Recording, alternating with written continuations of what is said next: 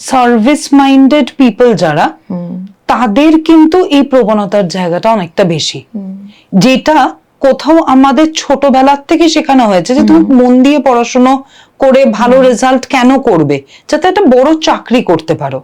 এবার এই বড় চাকরিতে বড় পজিশনে আমি যখন পৌঁছে গেছি, আমাকে তো ছোট থেকে শেখানো হয়েছে যে এইটাই আমার জীবনের এম। এবার সেটাই যদি আমার চলে যায়, তাহলে আমার তো এক্সিস্টেন্সিয়াল ক্রাইসিস হচ্ছে।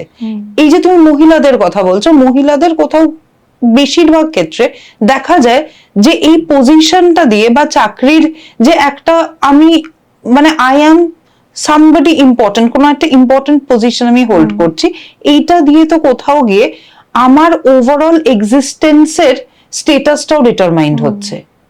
এবং তাতে কি হচ্ছে যে আমার ওভারঅল জীবনের মিনিংফুলনেসটা বেড়ে যাচ্ছে। এবার মিনিংফুলনেস আমার যখনই বাড়ছে, আমার একটা ভয় হচ্ছে যে এই জায়গাটা যদি চলে যায়, তাহলে আমার মিনিং কি লাইফের। তো এইটার জন্য তাদের কিন্তু ইনসিকিউরিটি, এই তুমি পজিশন বেস করে যদি বলো, তাহলে পজিশনের জন্য ইনসিকিউরিটির কারণগুলো এটাই।